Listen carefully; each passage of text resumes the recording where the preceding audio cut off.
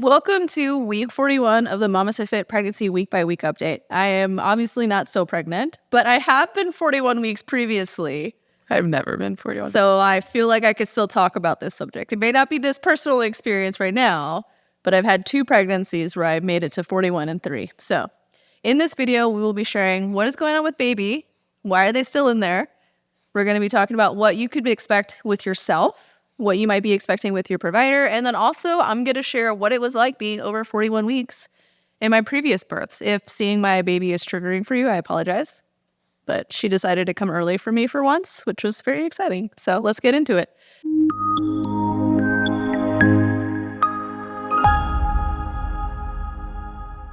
Hey, my name is Gina. I'm a perinatal finisher and birth doula, and currently now a mom of 4. I'm no longer pregnant, but I have made it to 41 weeks in 2 of my 4 pregnancies. So I will be sharing all about what that is like. I'm here with you.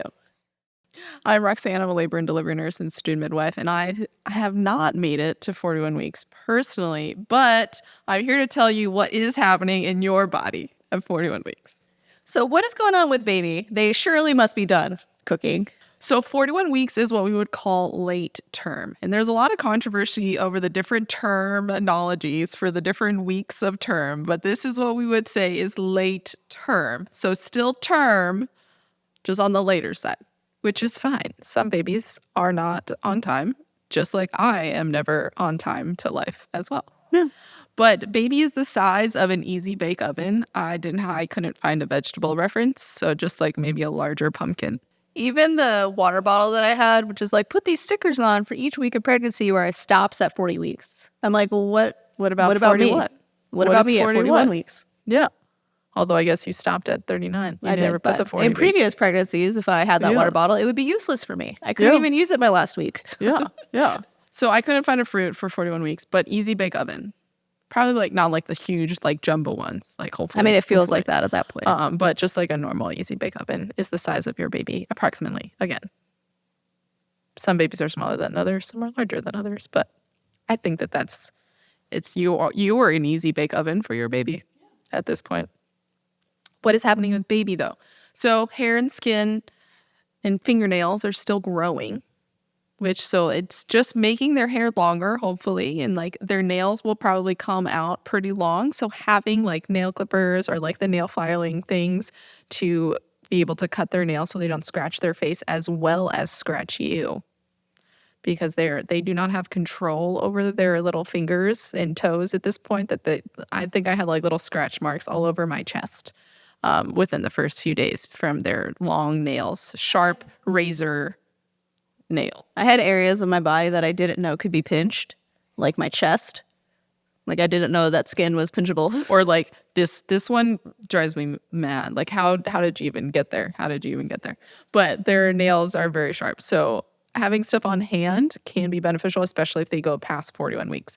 Other things that are happening when babies go past 41 weeks is they are still continuing to put on fat in their body. So it's just helping them come a little bit chunkier. But also the vernix that was providing moisture for their skin as well as protecting them from like different microbials and that amniotic fluid is almost gone at this point. Not a lot of babies will come out with some vernix at 41 weeks. Most of the time their skin is going to look really dry or even peely. This is completely normal. Like this is what we would expect for a baby that's after 41 weeks. But just know like if your baby comes out, doesn't have a lot of what we would call that vernix cavernosa or like that cheesy film on their skin, it might be dry and peely. You don't need to put a ton of lotions on it. Usually we'll just kind of either finish peeling or kind of change into that soft baby skin. Sometimes you could put breast milk on it if you are concerned about it. And if you really want to put some lotion on it, you can, but you do not need to put anything on it. It'll just kind of work its way through. I did find that with my 2 babies that did go past 41 weeks, their skin definitely was more peely, much faster than the ones that were born closer to their due dates. Like she was covered in like vernix when she was born. She had so much cheese. Which was like, my mom was like, what is that? Yeah. And I was like, that's what happens when they're born early. Or I guess not early, but like she was like 2 days before due date. But with my ones that were born past 41 weeks, they definitely had drier skin much earlier. Like she eventually got a little bit drier like after about like a week or 2.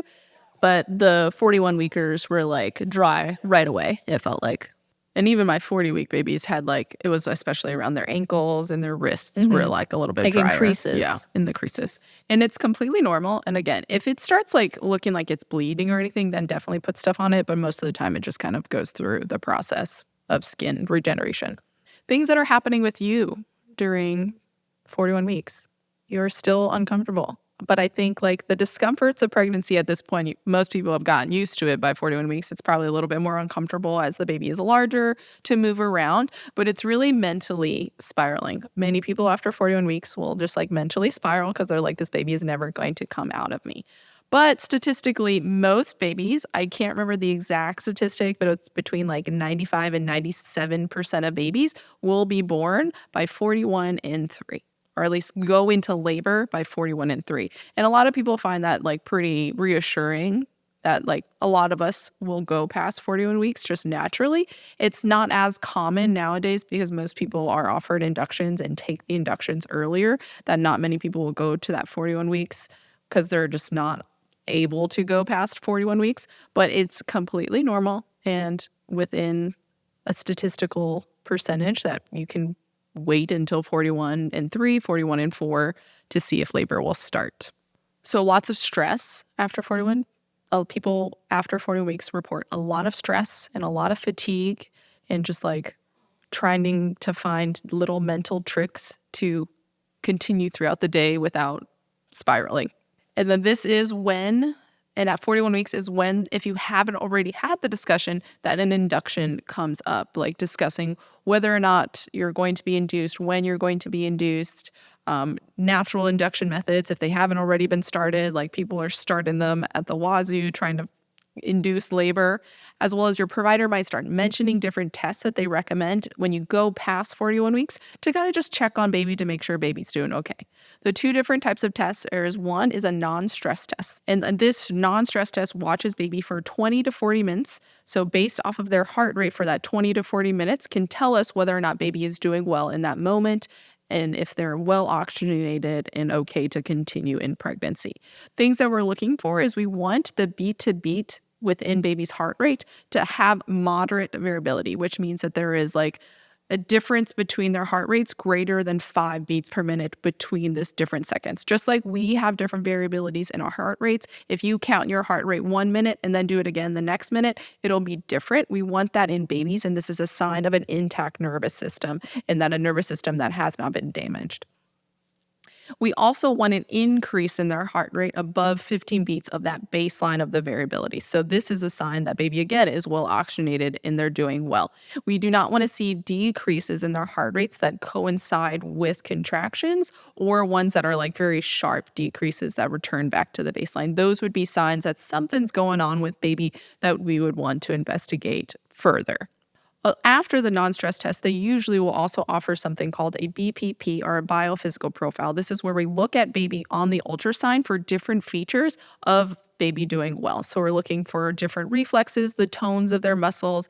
Are they practicing breathing, the different types of movement? Are they doing big movements as well as the more smaller, finer movements, as well as measuring the amniotic fluid level? The amniotic fluid levels for babies starts to decrease naturally around 37 weeks. And for some babies, it can decrease to the point that they don't have a lot of amniotic fluid, and maybe moving towards an induction in birth is more beneficial for them. So they always measure that amniotic fluid level.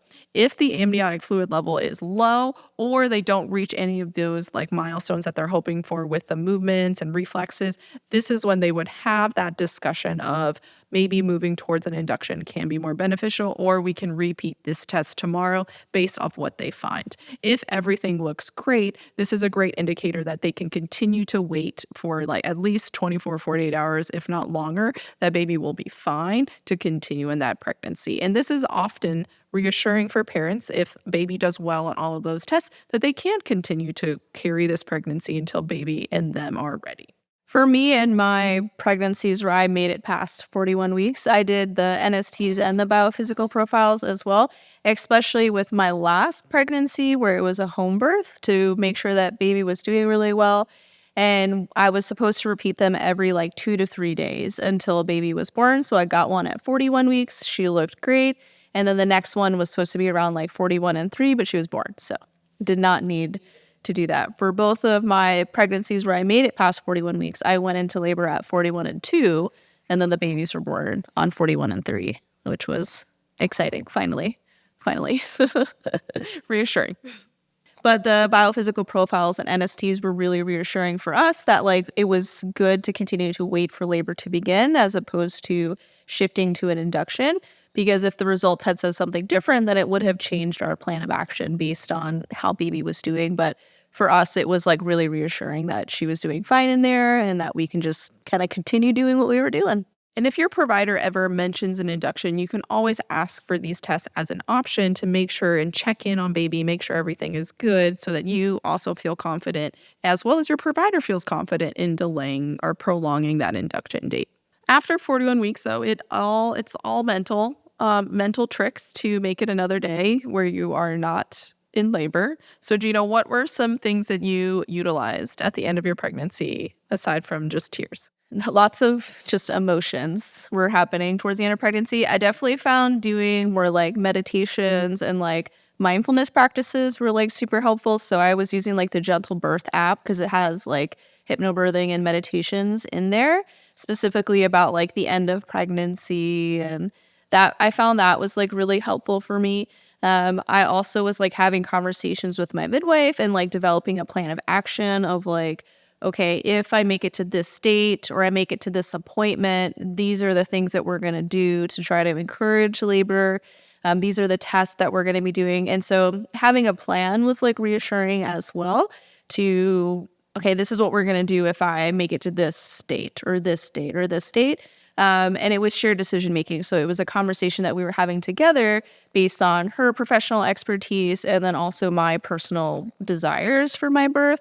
And then also like what was going on with baby, like how was baby doing? And so that was always really reassuring at the end as well to like know that it wasn't like a bad decision to keep allowing pregnancy to continue. And then just trying to like give myself an activity each day. So I picked up crocheting at the end of my last pregnancy where I was past 41 weeks. That's a good one. This one I was doing coloring. I got some like mandala coloring books and a bunch of markers and color pencils, and that's how I was kind of occupying myself at the very end, even though I didn't make it to 41 weeks. But I thought that I was going to go pretty late because all my girls came really late. And so I was like, well, let me go ahead and just stock up on some activities. And then I was also doing a lot of things to like spend time with my children, like the ones that were already Earthside. And so like doing like different activities with them during the day, not always like outside of the home activities. Just like one-on-one time. Going for walks and like doing something in the home together. So just being a little bit more intentional with the time that I was spending with them was also like really helpful as well. And then just accepting that I was past my due date and that I was struggling with being there and feeling a little bit anxious about the fact that I was 41 weeks and concerned that like maybe I'll risk out of home birth. For my first birth, where I was past 41 weeks, I was definitely super stressed because I didn't have the same comfort with my provider that I did with my home birth midwife, where she and I came up with a plan of action of like, if you make it to this date, we're going to do this. And this is how we're going to continue the pregnancy or potentially think about induction. With my first birth, it was at my 40-week appointment, here's your induction date. There was no conversation. There was no shared decision making. Like there was no consideration for what my preferences were. And so I was like really stressed at the end of my pregnancy, which probably was why I went so late, was because I was stressed out. I didn't feel like I was giving birth in a safe place. I mean, it was obviously safe. Like both my baby and I were healthy when she was born. But I was definitely overly stressed at the end because I felt like I couldn't have a conversation with my provider. And what I should have done in hindsight was if I had felt more confident in myself, because it was my first baby, I didn't know what I was allowed to do, like quote unquote allowed to do, was I should have asked for an appointment with a different provider. I should have been like, okay, I didn't have a good experience with this. It was a nurse practitioner. I was like, I didn't love that experience. I felt very ignored during it. Let me schedule an appointment with somebody else for my next appointment. And I think that would have potentially been a little bit better for me if I felt like I had somebody that I could talk to. But I also switched my prenatal care at the very end of my pregnancy because we had moved. And so I didn't have a relationship established with the clinic to where I knew what providers to see. But I wish I had asked to see somebody else or had gotten like a second opinion or just had somebody that I could have more of a conversation with to have shared decision making, and it would have made me a lot less anxious. Or just talk to my provider and been like, hey, I feel very anxious about the fact that you scheduled an induction date for me. I don't know what it means. Like, I have this like desire for my birth to go into labor spontaneously. I want to have an unmedicated birth. I am concerned that getting induced is going to impact those like desires of mine, especially if it's not medically necessary. But I didn't know how to ask those questions. And so we have a whole blog on questions you can ask if you're nervous about induction, because if it wasn't your plan, it can be really scary. And so we have a whole blog with like different questions that you can ask. And if you don't know the specific question to ask, just express how you are feeling, because we all know how we are feeling. And you could just say, hey, I feel really nervous. I feel very anxious about induction. Can you talk me through it so that I can understand why maybe I shouldn't feel as anxious? And I think that can be really reassuring. And I would find it to be really hard for a provider to be dismissive of somebody being like, hey, I feel anxious about this. Like, if they're dismissive to that, like, there's a problem for sure. So I wish I had had that conversation with my provider in my first pregnancy where I was past 41 weeks, because it would have made the last like few days of my pregnancy so much less stressful. So things that I found helpful for me, just to summarize: having shared decision making with my provider, having a plan, expressing when I was nervous and when I was concerned, so they can either reassure me or we can establish a plan to address those concerns. Doing a lot more like meditations and like mindfulness practices just to like try to help me relax as much as possible. Fear releases can be helpful. And then also having some sort of like activities planned, either like not mind-numbing activities, but like distracting activities like crocheting, coloring, like playing Candy Crush, like just something to occupy yourself is like helpful.